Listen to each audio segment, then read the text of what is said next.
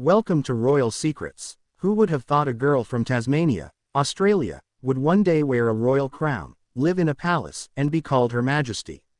It sounds like the stuff of fairy tales, but for Mary Donaldson, it's not fiction. It's her life. This isn't just a royal love story, it's a transformation tale that captivated the world. A down-to-earth marketing executive from the land down under catches the eye of a Danish crown prince in a Sydney bar. Fast forward 2 decades, and she's now Queen Mary of Denmark, commanding respect, redefining royalty, and ruling with grace and strength. How did this happen? How did Mary Donaldson go from ordinary to extraordinary, from Aussie girl next door to global royal icon?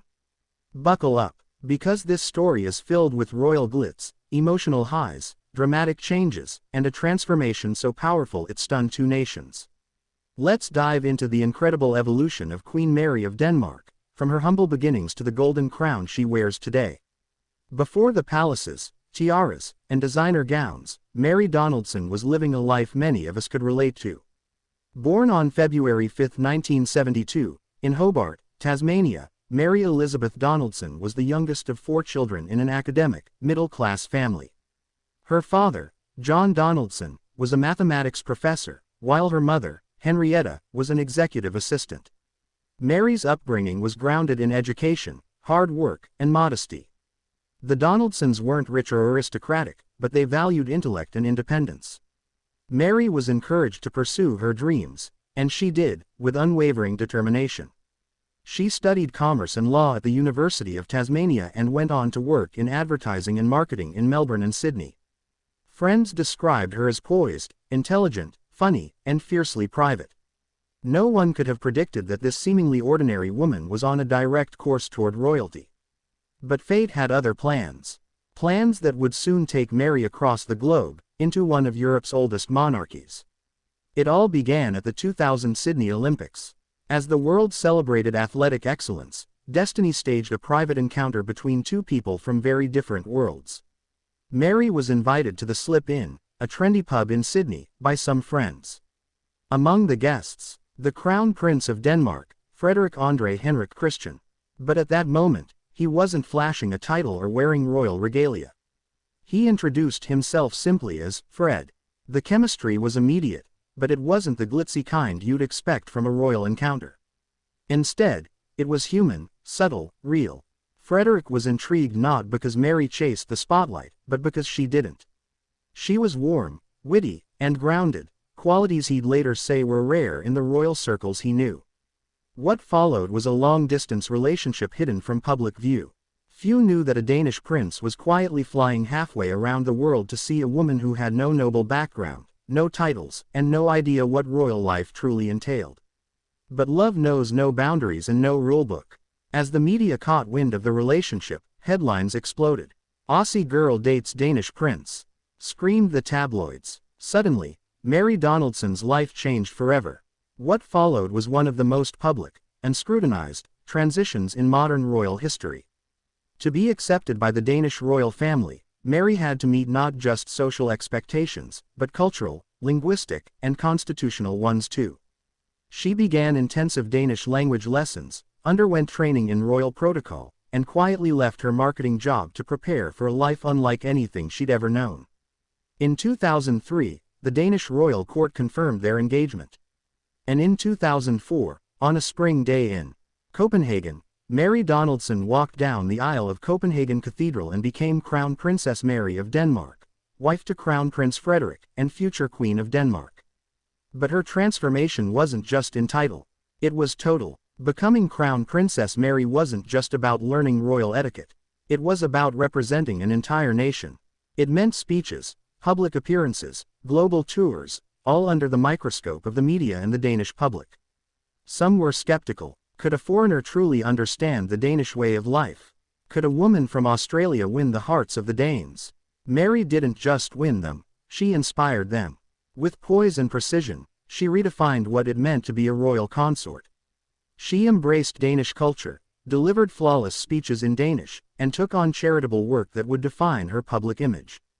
She established the Mary Foundation in 2007, focused on social exclusion, domestic violence, and bullying. Her work was not ceremonial, it was personal. Mary used her platform to address the issues others were too cautious to approach. Her warmth and determination won over even the most skeptical Danes. Crown Princess Mary wasn't a guest in Denmark. She was becoming part of its fabric. In the years that followed, Mary and Frederick welcomed 4 children: Prince Christian, Princess Isabella, and twins Prince Vincent and Princess Josephine. But Mary was never content with just the ceremonial aspects of royal life. She dove headfirst into humanitarian work, served as a patron of multiple organizations, and represented Denmark at global forums, often alongside world leaders and royalty. She also became a fashion icon, effortlessly combining classic royal elegance with modern minimalism. Danish designers hailed her as a muse. International media called her one of the best-dressed royals in Europe. But what truly set her apart was her authenticity. Whether meeting children in shelters or diplomats at the UN, Mary showed the same calm, sincere demeanor. Unlike some royals who retreat behind palace gates, Mary stepped forward. She was becoming more than a consort. She was preparing to be queen. And then, in a move that made headlines around the globe, everything changed. Denmark got a new monarch. And the girl from Tasmania became Her Majesty the Queen. What happened next? The challenges, the triumphs, the unforgettable coronation moment, and how Queen Mary of Denmark is now being called the monarchy's secret weapon. How Crown Princess Mary became queen and why Denmark fell in love with her all over again. She walked into Denmark as a stranger. She now stands at its heart not just as a queen, but as a symbol of everything the modern monarchy can be. Mary Donaldson's journey from Hobart to the throne is already the stuff of royal legend.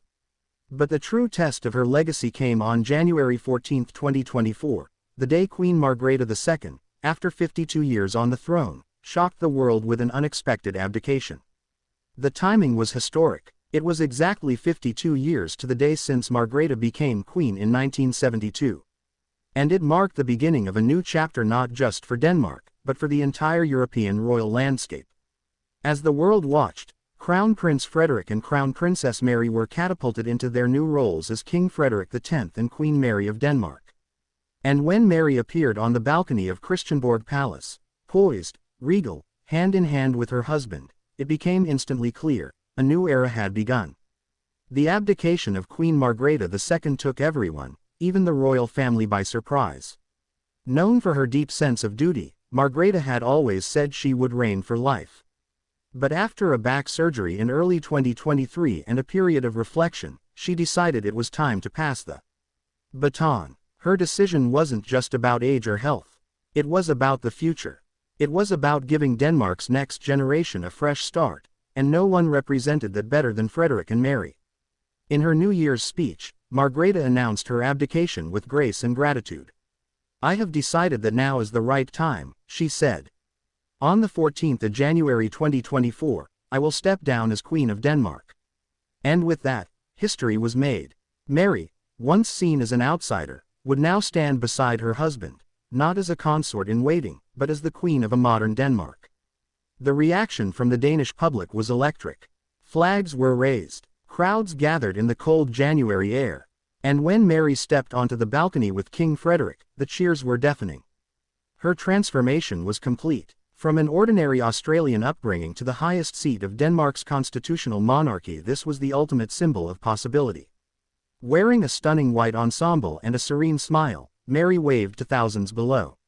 Next to her, King Frederik delivered a short, moving speech, reaffirming his dedication to Denmark and thanking his mother for her decades of service. But while the day was about constitutional formality, what captivated the world was the emotion behind it. The royal couple didn't hide their tears. They didn't mask the gravity of the moment. And the public loved them for it. This was not the stiff, staged coronation of old monarchies. This was real, raw, human. And that's what made it unforgettable. Mary's ascension to the throne shattered centuries of royal tradition, and quietly made history in several powerful ways. First Australian-born queen consort in Europe. First commoner turned queen in Denmark's modern era. First Danish queen consort who speaks English as her native language. First non-European-born royal in Denmark's monarchy. But most importantly, Mary represents a new royal archetype. She is global, educated, media-savvy, and passionate about causes that matter. domestic violence prevention, mental health, women's rights. These aren't just charity checklists, they're core parts of her royal identity. Her foundation continues to grow, now with national partnerships and cross-border influence.